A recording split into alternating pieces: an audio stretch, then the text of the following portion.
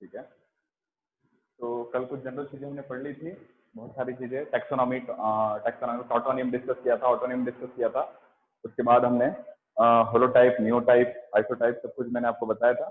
आज जो important topic हमको पढ़ना है वो है टैक्सोनॉमी।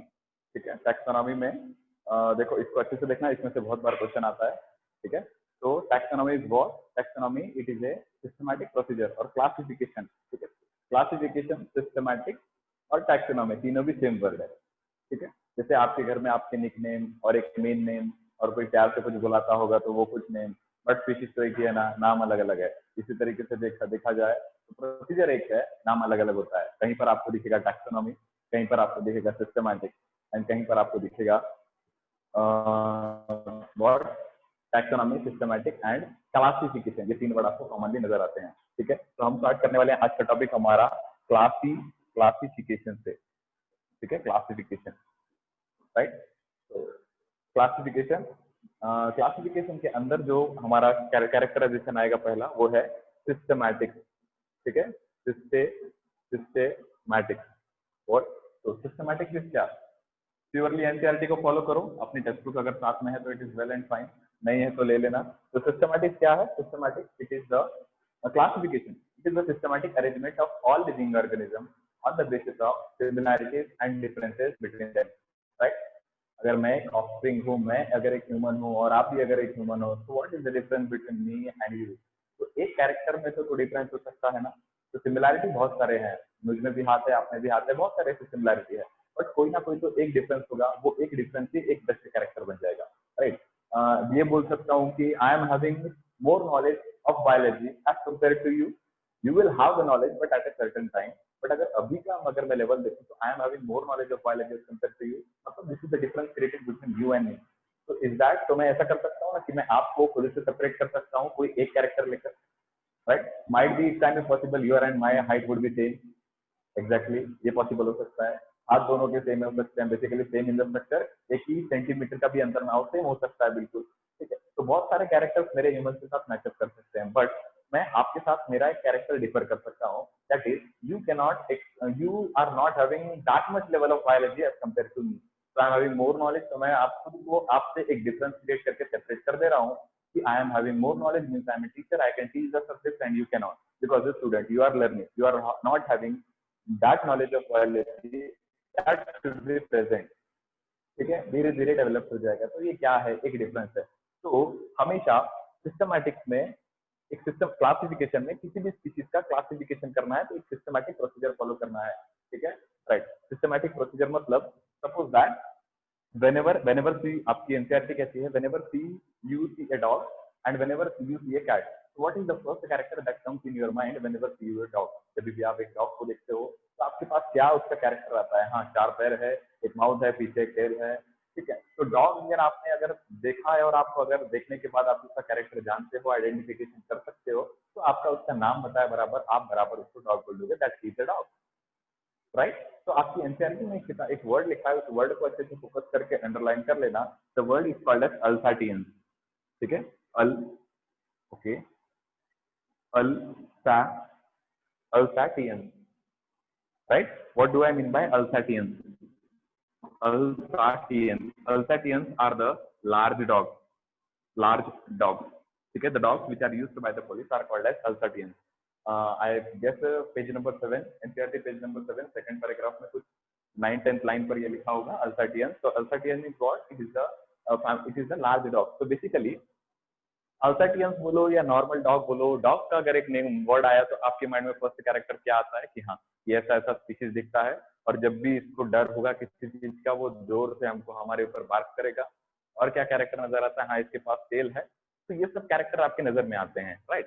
तो क्लासिफिकेशन जो एक सिस्टमैटिक प्रोसीजर है ऑर्गेनिज्म को क्लासिफाई करने का, वो क्या प्रोसीजर फॉलो अप करता है? वो एक स्पीशीज के external and internal character, right. अच्छे से देखना, सिस्टमैटिक प्रोसीजर में क्या कैरेक्टर्स को फॉलो अप करेगा। तो first of all systematic procedure में एक स्पीशीज के which characters will the classification will choose? Example, external characters. बाहर से देखा सर, कॉकरोच में फेदर्स नहीं है, बर्ड्स में फेदर है, क्या ये एक्सटर्नल कैरेक्टर नहीं है? क्या आप बर्ड्स और कॉकरोच को in the terms of having feathers separate नहीं कर सकते? कर सकते हो, राइट? सर एक स्नेक के पास हेयर नहीं है लेकिन ह्यूमंस के पास हेयर है, सर डॉग के पास हेयर है, राइट? सर कैट के पास हेयर है। So every organism on the earth have, some might have hair, some might do not have hair. So hair can be an external character for the separation of a species, of number of species. ठीक है, you know 17 lakh to 18 lakh species are existing on the earth. मतलब अभी तक known है, हम उनको ढूंढ चुके हैं, right? So that 17 to 18 lakh species को properly classify करना, properly systematically arrangement कर step wise procedure में उनको classify करना, that is the responsibility of us humans. Basically I want to explain you a thing that there are words, there would be दो words आएगा, अभी लिखो मत, आगे फिर मैं समझा दूंगा। एक वर्ड आएगा जिसे कहते हैं प्राइमेट, ठीक है, प्राइमेट, और दूसरा वर्ड आएगा एक non primate, primates and non primate. We comes under the characterization, we comes under the characterization of primate. अगर नहीं पता है तो मैं बता देता हूँ हम क्यों प्राइमेट्स में आते हैं। those who can lift their limbs, they have limbs, आपको पता है these are called as four limbs and नीचे वाले legs are called as hind limbs. Those who can lift their limbs, right, four limbs, on those who have their developed mind, they comes under the categorization of primates, right? Do snake have the ability और do cat have? आप simple सोच लो, monkey और cat किसमें ज्यादा power होगा, या gorilla या human या एलिफेंट, ठीक है? ये जो भी एनिमल्स में बोल रहा हूँ, फॉर एग्जांपल मान के चलो ह्यूमंस के एंसेस्टर जो पहले इवॉल्व होते हैं, फॉर एग्जांपल गोरिल्ला, गोरिल्ला को उठाओ और एक डॉग को उठाओ, सिंपल से सोचो who has the main brain development, किसके पास ज्यादा ब्रेन डेवलपमेंट है? डेफिनेटली मंकी या gorilla. Dog can not have that much of development of mind, right? अगर कैट को देखोगे, कैट को कंपेयर करो और एक दूसरे को स्पीशीज को कन्वर्ट करो, मतलब चेक करो, तो who will have the more brain development? They are categorized under primates, right? Primates में आएगा वो। और जिसके पास, राइट, और जिसके पास नॉन प्राइवेट में कौन आ जाएगा? नॉन प्राइवेट में वो हु हैव लेस ब्रेन, मतलब उनमें उतना ब्रेन का डिवीजन नहीं होता है, ब्रेन प्रॉपर्ली मैच्योर नहीं होता है।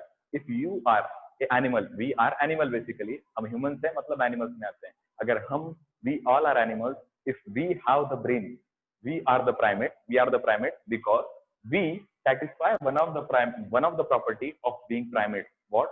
Primates have well developed brain and they can lift their limbs, right? They can lift their limbs, means their limbs are flexible, right?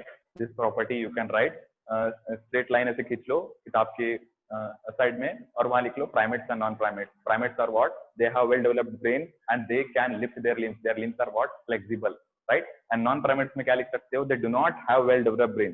तो आगे जाकर आपको जरूरी नहीं है, पर एक चीज आपको जरूरी आएगी, वो है इस चैप्टर में आए हुए हर छोटे छोटे point. For example when you will learn human reproduction, जब ह्यूमन रिप्रोडक्शन पढ़ोगे तब मैं आपको सिर्फ इतना बोलूंगा कि humans comes under the categorization of primates. You need to understand that we have learned in the first chapter what do I mean by primates, right? तो सिंगल छोटे छोटे स्टेप है जो आपको हर एक चैप्टर में काम आएगा। So primates and non-primates, these are two division. What I mean to say here, right? Classification systematic arrangement है एक species के कुछ character देखकर। कैसे character sir? External character. For example, hair. Snake have hair? No. Mammals मतलब humans have hair? Yes. It is a character. Separate them. Difference करो दोनों में, right? Snake can also drink water. Humans can also drink water. Similarity है, छोड़ दो। Differences देखना है, differences से ही आप character separation कर सकते हो। Because हम बोलते हैं ना कि ये पर्सन कुछ अलग है, वो यूनिक है। Why? Because he is having some of the capability to do in his future. मतलब उसके पास अपने लाइफ में कुछ करने के लिए कुछ एक डिफरेंट एस्पेक्ट है, एक गोल है, मतलब उसके पास एक गोल है, मतलब वो एक डिफरेंट, उसके अंदर कुछ ऐसा उभर कर है that he has to achieve something in his life.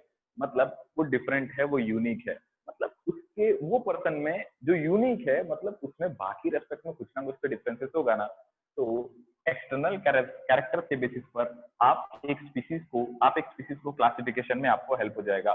Next is what? Next is internal character, एक स्पीशीज के internal character, right? Next I am writing cytology,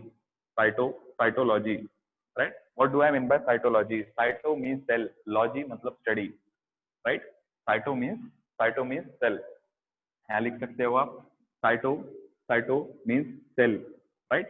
And basically cytoplasm आप बोल सकते हो। cyto मतलब cytoplasm या cell भी बोल दो चल जाएगा। and logy means study. Logy equals to study.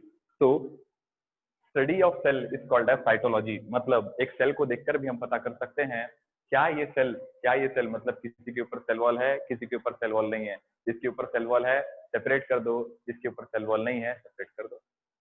तो सेल भी हमारा एक सिस्टमैटिक क्लासिफिकेशन का एक स्टेप बन सकता है।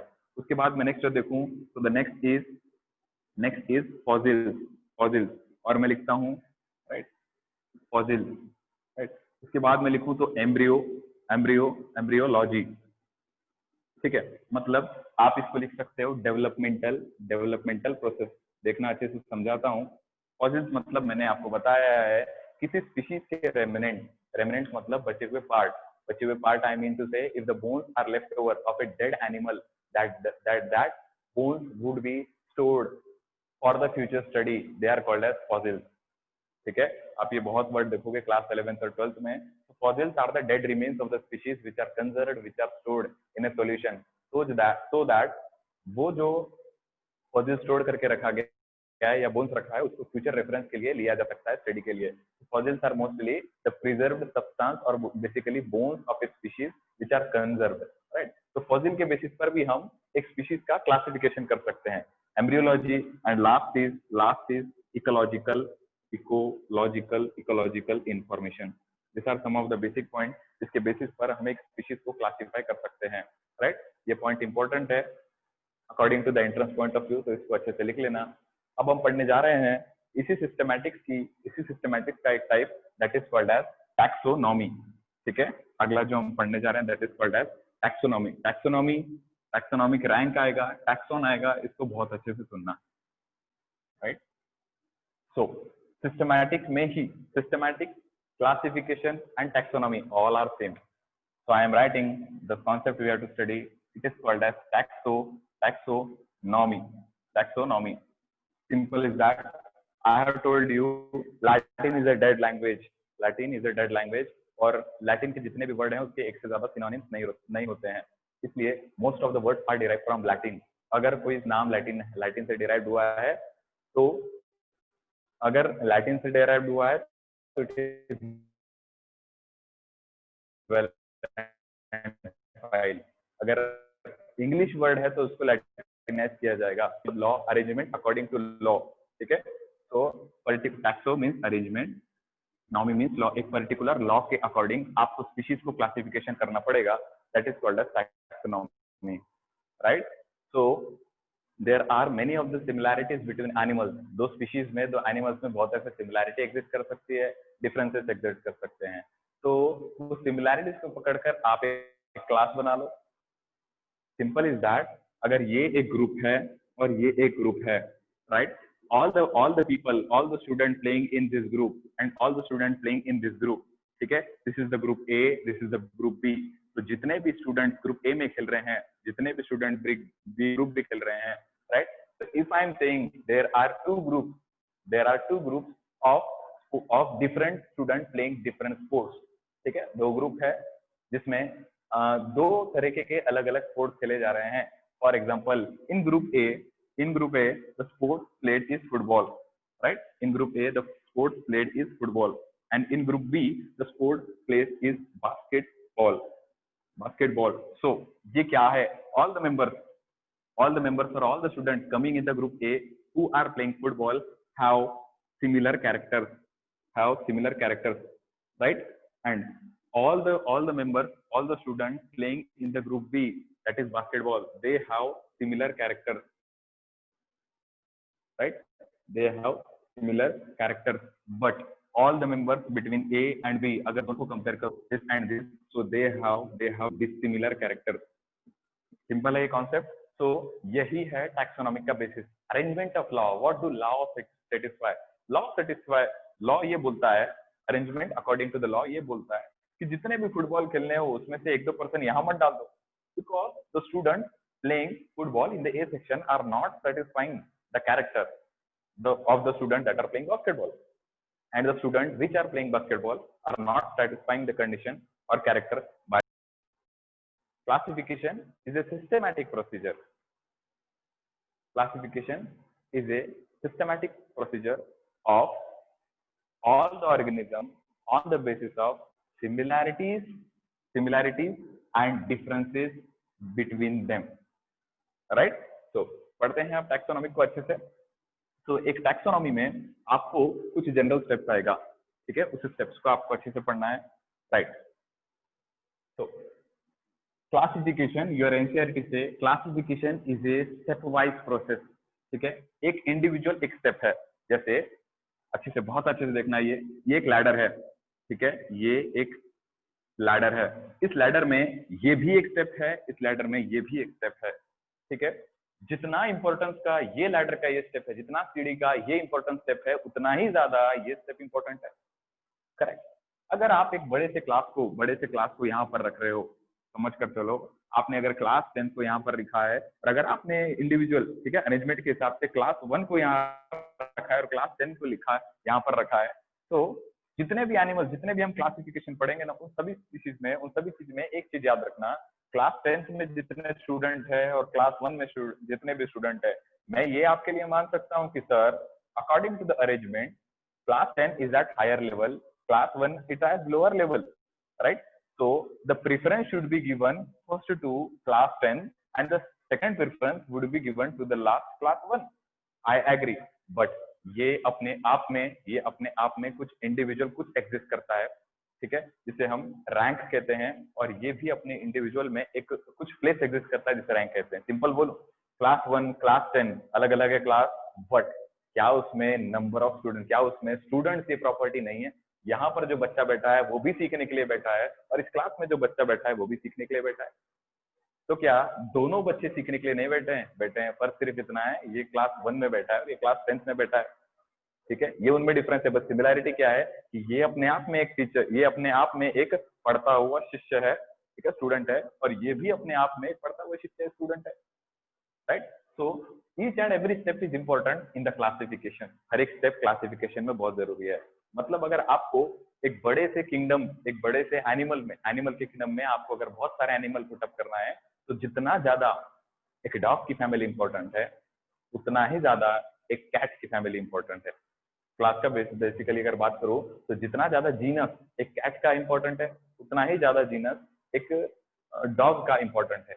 वो अपने आप में एक लेवल रखता है, ये अपने आप में एक लेवल रखता है, ठीक है। दोनों लेवल को आप ये नहीं बोल सकते कि सर मेरे लिए डॉग ज्यादा इंपॉर्टेंट है, मैं उससे ज्यादा प्यार करता हूँ, इसलिए उसका सेपरेट लेवल, इसका separate level low.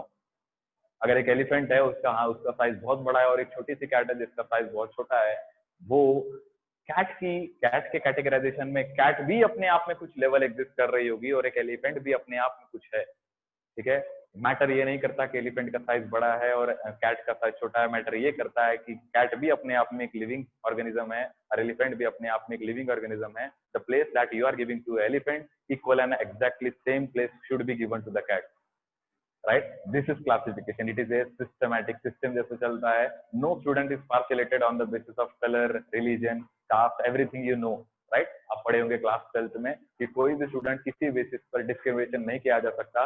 Equal importance should be given to each and every student sitting in the class. Similarly, class में ये जो क्लास है, इस क्लास में किसी स्टूडेंट को एक प्राइम इंपॉर्टेंस नहीं दे सकती, सबका एक इक्वल सब्सक्रिप्शन है। जैसे रहता है ना गोल्ड सीट, प्राइम मेंबरशिप, फिर डायमंड सीट, ऐसा डायमंड मेंबरशिप ऐसा रहता है ना बहुत सारे टिकट में। तो उस हिसाब से यहाँ पर इस क्लास में जैसे आपके क्लासरूम में जहां पर बैठते हो, उस क्लास में the classification is based upon boy and girl. I agree, but the importance that is getting a boy equal and exactly same importance should be given to the girl, right? The girl में भी अच्छे से हैं, बहुत अच्छे से देखो, the girl के कैटेगरी में भी जो भी आप इंपॉर्टेंस एक गोरी लड़की को दे रहे हो, उतनी ही इंपॉर्टेंस आपको एक ब्लैक गर्ल को देना है। Why? Because स्किन एक कलर मैटर नहीं करता, it is the level that she wants also to study, and the girl which is fair, she is also interested in to study, and the girl which is black in color, she is also interested to study. That property, that character is important in the student, not the thing that she is the girl, she is having that color, this color, no. So what does classification state? Classification states that each and every organism should be given equal importance. हर एक अपने आप में एक particular step है, अगर मैं बोल रहा हूँ कि ये अगर एनिमल में एग्जिस्ट करता है, एक एनिमल किंगडम है, तो इस बड़े से स्टेप पर मैं लिखता हूँ कि इन सभी नीचे आने वाले स्टेप में एनिमल्स आएगा। तो सबसे ऊपर मैंने अगर एनिमल्स लिखा है तो शायद इस छोटी सी टेनिमर यहाँ पर मैं लिखता हूँ, यहाँ पर आ जाएगा डॉग और यहाँ पर आ जाएगा कैट। ठीक है, मतलब सेपरेशन कर रहा हूँ। डॉग में, एनिमल्स में कुछ ऐसे एनिमल्स है, कुछ ऐसे एनिमल है जो कोई और तरीके से डेवलपमेंट शो करते हैं, कोई और तरीके से डेवलपमेंट शो करते हैं। हमने लिखा ना, अभी अभी आपने लिखा, जो अभी आपने लिखा है 5-6 point, they are most crucial point. आपने वहां लिखा है कि the animals are classified, the classification is can be done on the basis of embryology. Embryology मतलब आपको पता है, एम्ब्रियोलॉजी मतलब स्टडी, आप खुद ही लॉजिक लगाते जाओ, ठीक है, लॉजी में लॉजिक लगाओ। तो zygote becomes embryo, embryo okay, embryo. Logy mean study, study of embryo is called as embryology. पूरे बायोलॉजी में आपको जहां पर भी लॉजी दिखे स्टडी मान लेना, और जिस किसी का नाम उसके सामने रखा मतलब उसकी स्टडी। ठीक है, तो अगर मैं बोल रहा हूँ एम्ब्रियोलॉजी, अभी अभी आपने पॉइंट जो लिखा है, एम्ब्रियोलॉजी मतलब एम्ब्रियो की स्टडी करना, मतलब कोई एम्ब्रियो शायद डिफरेंट डेवलपमेंट शो करता हो और कोई एम्ब्रियो डिफरेंट डेवलपमेंट शो करता हो। जैसे आपको पता है एम्ब्रियो कोई कोई मदर के वॉम में ग्रो हो जाता है, कोई कोई एग में जाएगा, एग में जाकर हैच होगा, बाहर जाकर डेवलपमेंट करेगा। तो डेवलपमेंटल प्रोसेस दोनों में चेंज है ना, कोई एम्ब्रियो डिफरेंट टाइप का है, कोई डिफरेंट टाइप का है। तो यहाँ पर अगर सभी एनिमल्स में आते हैं, शायद एम्ब्रियोलॉजी के बेसिस पर डॉग एंड कैट, आपको पता है कैट और डॉग दोनों भी विविपेरस है, डायरेक्ट डेवलपमेंट देते हैं, नो एग। पर कैट और डॉग में ऐसा कुछ ना कुछ तो डिसिमिलर कैरेक्टर होगा ना, राइट। तो डॉग और कैट एक लेवल पर जाकर सेपरेट हो जाएगा। ठीक है, तो whenever the dog and cat get separated, the dog should be given exactly same importance as the cat is getting. This is called as systematic procedure of arrangement of all the organism. ठीक है, यहाँ पर मैं और भी लिख सकता हूँ। सपोज दैट मैं इधर एक ब्रांच चीज लूँ, इधर मैं लिख देता हूँ स्नेक, इधर मैं लिख देता हूँ स्नेक, और इधर मैंने लिख दिया क्रोकोडाइल, और एक लिख दूं, यहाँ मैं लिख देता हूँ lizard. You know, I have explained to you, all the three organisms have the same character, right? They can be aquatic, they cannot be, but one thing you know, they creep with the ground, वो ground के साथ creep कर चलता है। मतलब snake, crocodile और lizard तीनों में कुछ property common है, right? The importance that is given to the lizard, exactly same importance should be given. Importance I mean ये नहीं कि आप lizard की जाकर पूजा करो, ये बोलने की कोशिश नहीं कर रहा हूँ, कोई दूसरे दुनिया में मत जाना। इंपॉर्टेंस का मतलब ये है, जिस लेवल पर आप लिजार्ड को रख रहे हो उसी लेवल पर आपको क्रोकोडाइल और स्नेक पर रखना पड़ेगा। ठीक है, समझ रहे हो? अगर आपने स्टेप बाय स्टेप क्लास 1 से लेकर क्लास 10 में बताया, आप, मैं एग्री करता हूँ कि क्लास 1 के स्टूडेंट्स में स्टूडेंट की प्रॉपर्टी है, क्लास 10th में स्टूडेंट की प्रॉपर्टी है, बट अगर क्लास 10th का बच्चा है तो उसको क्लास 9th में नहीं, क्लास 10th में ही रखना है, राइट। तो डिटेल में समझते हैं इसको अच्छे से। आवाज आ रही है ना मेरी सभी को? हाँ सर। तो टैक्सोनॉमी में कुछ स्टेप वाइज प्रोसीजर आता है, ठीक है, स्टेप वाइज प्रोसीजर, एंड उस स्टेप वाइज प्रोसीजर में आपको एक एक पॉइंट अच्छे से देखना है, राइट। तो टैक्सोनॉमी में सबसे ऊपर, राइट, सबसे ऊपर जो आपका स्टेप आता है, that is called as kingdom, right. The most important और सबसे हायर लेवल का जो स्टेप आता है वो है किंगडम, राइट। किंगडम के नीचे जो आपका नेक्स्ट स्टेप आएगा, that is called as phylum. Phylum के नीचे जो आपका नेक्स्ट स्टेप आएगा, एक एक स्टेप है, एक एक स्टेप वाइज चलना है हमको, ऐसा मैंने आपको स्टेप बताया। तो एक एक स्टेप जैसे जैसे आप नीचे रखोगे, आपको धीरे धीरे आप अपने डेस्टिनेशन पर पहुंच जाओगे। Suppose that you want to meet with a species, there is a zoo and you want to meet with a species called as Panthera leo. You know, leo means lion. अगर आपको Panthera leo को मिलना है तो Panthera leo एक species है, right. उस species को मिलने के पहले आपको एक बड़ा से एनिमल्स के बारे में सोचना पड़ेगा कि मुझे एनिमल्स के जू में जाना है, ठीक है। जू नाम का एक एनिमल्स का हब है, उसमें मुझे जाना है। After entering into the zoo where animals are residing, अब आपको सोचना पड़ेगा कि मेरा पॉइंट ऑफ इंटरेस्ट किसमें है, राइट। मेरा पॉइंट ऑफ इंटरेस्ट उसमें है जो एक कैट फैमिली में आता है, राइट, क्योंकि फैमिली वाइल्ड कैट, मतलब टाइगर, लायन, लेपर्ड की, और होम कैट मतलब आपकी घर की बिल्ली, राइट। तो एक कैट फैमिली में मुझे एंटर करना है, that character should be present in you, मतलब आपको उसका कैरेक्टर पता रहना चाहिए कि एक लायन किस तरीके से दिखता है, क्या कैरेक्टर है, then only you can identify.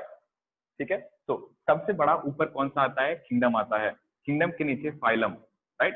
Phylum के नीचे जो अगला आएगा आपका वो है क्लास। क्लास क्लास के नीचे जो नेक्स्ट स्टेप आएगा वो है आपका kingdom, phylum, class, order, right. Order के नीचे जो नेक्स्ट आएगा दैट इज फैमिली, नेक्स्ट आएगा genus, and the last would be species, right. So kingdom, phylum, class, order, family, genus, species, right. इसको मैं अच्छे से एग्जांपल देकर समझाऊंगा आपको, don't worry about that. So this are the 7 steps, this are the 7 steps जिसमें एक species को प्रॉपरली क्लासिफाई किया जाएगा, राइट। जैसे for example if there is, if you want to, if you want to get if you want to buy or you are not able to find कि mummy ये XYZ substance का रखा है, ठीक है।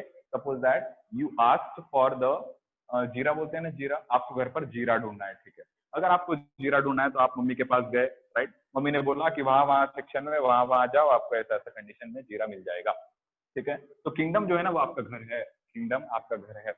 फाइलम क्या है, फाइलम मतलब एक ऐसी जगह किंगडम से जो छोटी हो, मतलब डिवीजन हो, जैसे बड़ा सा ट्री का ब्रांच, उसमें सब डिवीजन आते हैं। अगर आपको एक पत्ते तक पहुंचना है तो सबसे पहले आपको ये बोलना पड़ेगा कि मुझे एक ट्री के ट्रंक तक पहुंचाओ, क्योंकि ट्रंक मिल गया तभी तो आपको ऊपर की टहनी मिलेगी, टहनी मिली तो मतलब मेन स्टेम मिलेगी, मेन स्टेम से आपको सब स्टेम मिलेगी, सब स्टेम से आपको एक ब्रांच मिलेगी, ब्रांच से आपको एक छोटी पत्ती की लीफ, मतलब एक टहनी मिलेगी जिसमें आपको बहुत सारे लीफ नजर आएंगे। If leaf is your point of interest, if leaf is your point of interest, then you would be more, then you should be more focused upon the trunk of the tree. Why? अगर मैं tree के trunk को हटा दूं तो क्या आप कभी भी लीफ तक पहुंच पाओगे? Answer is no. For reaching to the leaf आपको छोटे छोटे, ठीक है, आपको छोटे छोटे सिस्टम से गुजरना होगा। Suppose this is the tree और यहाँ पर एक स्टेम है, एक मेन ब्रांच है, उससे और एक टहनी गुजरी है, ठीक है, फिर और एक ऐसा डिवीजन है, राइट, फिर जाकर और एक ऐसा डिवीजन है, ऐसे जाकर आपको पता चला कि मुझे मुझे ये वाली लीफ मेरा इंटरेस्ट है, point of interest, this is the leaf that is my point of interest. So this is the major stem, this is the kingdom, ठीक है। मतलब किंगडम मतलब सबसे ज्यादा जो सभी स्पीशीज को एक साथ इंक्लूड कर देता है, that is the kingdom. Next जो डिवीजन आ जाएगा ये हो जाएगा फाइलम, ठीक है। तो ये किंगडम, अगर आपको मानकर चलो ये लीफ जो है, सपोज दैट ये लीफ आपको दूर से गोल्डन कलर की दिखती है, आपको लगा ये गोल्डन कलर की जो लीफ है इसमें सोना उग रहा है, मैं जाकर सोना लूंगा, पत्ता चुराऊंगा, अमीर हो जाऊंगा, ठीक है। रोहित सर आए, रोहित सर ने बताया देखो भाई दशहरे का मौसम चला गया है, ठीक है, अभी ये पत्ता सोना बनता है, पत्ता वो रहता है सर, हमको पत्ता चाहिए, ठीक है, गोल्डन कलर का दिख रहा है, हमको सोना बांटना है सबको, दशहरे का मौसम है, ठीक है, दैट इज डिफरेंट थिंग। अभी आने का है तो वेट करो, जब आएगा तब भर भर के सोना बांटना, मैं भी अमीर हो जाऊंगा, ठीक है। तो ये जो आपको बड़ा सा ट्रंक दिख रहा है जो बहुत सारे गोल्डन पत्ते रखता है, बट आपको दूर से दशहरे का मौसम नहीं था तब भी आपको, जस्ट जोकिंग, तो दूर से आपको एक ट्री पर एक गोल्डन पत्ता दिखता है, आप बहुत खुश, अमीर हो जाऊंगा, अरे अंबानी को क्रॉस करूंगा, ठीक है, राइट। तो ये जो बड़ा सा आपको ट्री का ट्रंक दिखा, सबसे पहले अगर आपको गोल्डन लीफ आपका पॉइंट ऑफ इंटरेस्ट है, फर्स्ट, अगर सबसे इंपॉर्टेंट अगर आपका वो इंटरेस्ट है, वो कब रहेगा? जब ये टहनी रहेगी, ये, क्योंकि ये इस पर वो लटका हुआ है, वो कब? जब ये ऐसे करते करते आप देखो, ये मेन ट्रंक, यहाँ से रूट ड्रॉ कर देता हूँ, तो अगर ये मेन ट्रंक एग्जिस्ट करेगा तभी तो जाकर वो लीफ एग्जिस्ट करेगा। अगर किंगडम एनिमल नहीं है, एक बड़ा सा किंगडम एनिमल का आता है, तो ऐसे ही किंगडम, सपोज दैट मैं लिख रहा हूँ किंगडम एनिमल का भी होता है, किंगडम प्लांट्स का भी होता है, ठीक है। अगर आपका इंटरेस्ट है कि मुझे एक सर लिविंग ऑर्गेनिज्म देखना है, तो सबसे पहले मैं आपको क्या सवाल पूछूंगा पता है? कि बताओ मुझे कौन सा लिविंग ऑर्गेनिज्म देखना है, प्लांट देखना है कि एनिमल देखना है? क्यों? क्योंकि प्लांट भी अपने आप में लिविंग ऑर्गेनिज्म है, एनिमल भी। आपने देखा कॉन्शियसनेस प्रॉपर्टी लगाकर देखी, प्लांट रेस्पॉन्ड करता है, मतलब प्लांट इज ए लिविंग, ठीक है। तो अगर वो लिविंग है मतलब कॉन्शियसनेस है मतलब वो लिविंग है। तो मैंने, अगर आपने सिर्फ इतना बोला मुझे, सर मुझे एक लिविंग ऑर्गेनिज्म देखना है, तो मैं पूछूंगा प्लांट से एनिमल। आपने बोला एनिमल, फिर मैं पूछते चले जाऊंगा बताओ कौन से टाइप का एनिमल, किस क्या कैरेक्टर, कैसा कैसा। फाइनली आपने बहुत सारे कैरेक्टर बताते चले गए, लास्ट में मैंने आपको एक छोटी सी चींटी के पास जाकर पहुंचा दिया। मतलब आपका पॉइंट ऑफ इंटरेस्ट एक छोटी सी अगर चींटी है, तो दरअसल वो चींटी एक बड़े से पेड़ का हिस्सा है, और वो पेड़ का मेन जो ट्रंक है वो है एनिमल का किंगडम। अगर आप मुझे ये बोलोगे कैरेक्टर बताकर, सर मेरे घर पर एक स्पीशीज है, अच्छा सर वो रोज म्याऊ करती है, जब भी मुझे मम्मी केसर डालकर दूध पीती है वो फट से पी जाती है। मैंने बोला पीने दो, नहीं सर मुझे दूध पीना बहुत पसंद है, अच्छा अच्छा कोई बात नहीं। तो सर वो रोज दूध पी जाती है, मुझे उसका बताओ उसका कैसा क्या करूं मैं। तो पहले उसका नाम, तो नाम ही नहीं पता सर, चलो तो आपने सब मुझे कैरेक्टर बता दिए, मैंने आइडेंटिफाई करना स्टार्ट कर दिया। तो सबसे पहले मैं क्या सोचूंगा पता है, जो भी आपने ऑर्गेनिज्म बोला है क्या वो लिविंग है? हाँ सर, दूध पी रही है तो डेफिनेटली लिविंग होगी, राइट। तो बिल बढ़ा रही है, हमारा खर्चा बढ़ा रही है, तो अगर वो लिविंग है इसका मतलब मैं सोचूंगा कि वो लोकोमोशन कर सकती है कि नहीं कर सकती है, एक जगह से जाती है कि नहीं जाती। तो आपने बोला सर आती है पट से दूध पी के चली जाती है, तब मेरे दिमाग में क्या लाइट लगा पता है? आपको कुछ नहीं पता है, आप एकदम अनाड़ी। तो मैं क्या लॉजिक लगाऊंगा पता है, if the living species is locomoting, अगर वो लोकोमोशन कर रहा है, वो एक जगह से दूसरी जगह पर मूवमेंट कर सकता है, मतलब वो एनिमल्स है। Plants do not locomote, plants do not have the property of locomotion. क्या वो प्लांट्स होगा जो आपका रोज दूध पी के जाता है? Answer is no. तो क्रॉस कर दूं इसको। वो एनिमल कौन सा होगा जो रोज दूध पी के जा रहा है? वो आपका वो होगा, एनिमल में आएगा वो डेफिनेटली। क्यों? क्योंकि आपने ही कहा वो दूध पीकर जा रही है सर, मतलब एनिमल्स में आती होगी, ठीक है। तो इस किंगडम में, इस बड़े से किंगडम में दो हिस्से थे, एक था प्लांट्स एक था एनिमल्स। आपके क्राइटेरिया के बेसिस पर मैंने प्लांट्स को कट कर दिया क्योंकि वो लोकोमोशन नहीं कर रही है बट वो लिविंग थी। तो मैंने चेक किया कि किंगडम में कौन सा किंगडम चेक करूं, प्लांट वाला करूं कि एनिमल वाला करूं? आपने बोला एनिमल। आपके कैरेक्टर के हिसाब से मैंने एनिमल को पहचाना। मतलब I was knowing what does the animal have the character. अगर मुझे नहीं पता होता कि animal can locomote, plant can not, अगर मुझे कैरेक्टर नहीं पता होता तो क्या मैं उस जो भी XYZ बिल्ली है, XYZ नहीं बिल्ली है, उस बिल्ली को मैं आइडेंटिफाई कर सकता था क्या, अगर मुझे नहीं पता होता कि वो लोकोमोशन कर रही है मतलब एनिमल्स में आती है? नो। तो सबसे पहले मुझे पता चल गया कि वो एनिमल है, किंगडम। नेक्स्ट, अगर आपको एक यही गोल्डन लीफ का इंटरेस्ट है तो मैं आई विल आस्क, जो आपको गोल्डन सा चीज दिख रहा है क्या वो हल रहा है, क्या वो आपको लोकोमोटिव दिख रहा है? तो आंसर इज नो। आपने बोला नहीं सर वो एक ही जगह पर है, ठीक है, एक ही जगह पर है, ठीक है, ओके। बट क्या वो साइज में इंक्रीज हो रहा है? आप रोज इसको जाकर देखते हो गोल्डन पत्थर को, you answer sir it is increasing in size. पहले वो बहुत छोटा सा था, अब वो बड़ा हो गया। मैंने लॉजिक लगा लिया, इंट्रिंसिक ग्रोथ हो रहा है, अंदर से ग्रोथ हो रहा है, मतलब वो लिविंग होगा। लोकोमोशन नहीं कर रहा है, मतलब वो प्लांट होगा। पॉइंट इंपॉर्टेंट है। इंट्रिंसिक ग्रोथ कर रहा है मतलब लिविंग है, एक्सटेंसिव ग्रोथ नहीं कर रहा है ना, अंदर से ग्रोथ कर रहा है मतलब वो लिविंग है। गोल्डन कलर जैसा दिखता है बस, गोल्ड नहीं है, राइट। और इंट्रिंसिक ग्रोथ कर रहा है तो लिविंग है। Second thing is what? Second thing is it is living. तो गोल्डन कलर का दिखा, सबसे मेन ब्रांच में किसको रखूंगा? सर ये किंगडम है, ये मेन ब्रांच है, ये क्या है? ये एक प्लांट किंगडम है, प्लांट किंगडम। उसके छोटे छोटे सब डिवीजन, ये फाइलम आ जाएगा, फिर आपका ऑर्डर, फिर क्लास, फिर फैमिली, फिर जीनस, और लास्ट में आपका स्पीशीज। इस तरीके से सिस्टमैटिक प्रोसीजर से आप एक स्पीशीज तक पहुंच सकते हो। अगर आप डायरेक्टली उंगली रख दो सर मुझे एक स्पीशीज चाहिए, without any genus, without any family, without any order और without any of the thing, it is not possible to directly jump upon the species, ठीक है। आपको प्रोसीजर फॉलो अप करना पड़ेगा। मैं एकदम बेस्ट एग्जांपल से आपके दिमाग में, जैसे दीवार में कैसे कील नहीं ठोकते हैं, ठीक है, उस तरीके से ठोक दूंगा अच्छे से दिमाग में, एकदम बेहतरीन तरीके से अच्छे से देखना, राइट, ठीक है। निकलना नहीं चाहिए दिमाग से क्योंकि ये बहुत इंपॉर्टेंट कॉन्सेप्ट है, ठीक। सो इस चीज को अच्छे से देखते हैं। तो आपका एक स्कूल है, सभी को आवाज आ रही है? हाँ सर। ठीक है, आपका एक स्कूल है, उस स्कूल में बहुत सारे रीजन्स है, ठीक है, उस स्कूल में बहुत सारे रीजन है। तो सबसे पहले मैं ऊपर लिख देता हूँ कि ये है आपका स्कूल, ये है आपका स्कूल। उस स्कूल में बहुत सारे रीजन है, यस सर, बहुत सारे पार्टीशन, ठीक है। तो आप चलो एरिया बताना स्टार्ट करो। अगर आपको मानकर चलो, ठीक है, आपकी मम्मी ने, एक पर्सन ने, एक लेडी है तो मैं ऐसे क्रॉस कर देता हूँ, एक लेडी ने एक पर्सन को ये बात बताई कि मेरा बच्चा का नाम है, मेरे बच्चे का नाम है आकाश। ठीक है, आकाश में उड़ना चाहता है तो मैंने उसका नाम आकाश रख दिया था। ठीक है, तो एक फीमेल ने बच्चे का नाम बताया आकाश। ठीक है, और बाकी बाकी कुछ जनरल कैरेक्टर बता दिए कि इस क्लास में पढ़ता है, इस क्लास में पढ़ता है, सब कुछ थोड़े बहुत कैरेक्टर दे दिए। एक पर्सन गया ढूंढते हुए, कौन से स्कूल में पढ़ता है, अच्छा बताओ।